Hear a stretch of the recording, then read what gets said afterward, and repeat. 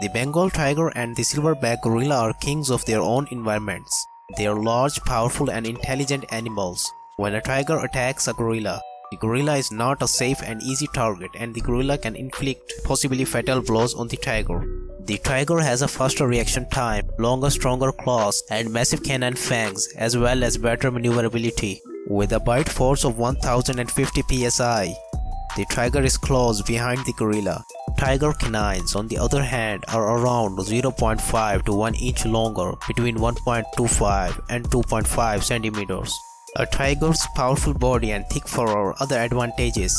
Because of these tiger's hunting qualities, he can ambush a gorilla and kill it. And that's it for today. So give this video a like and make sure to subscribe to stay connected with us.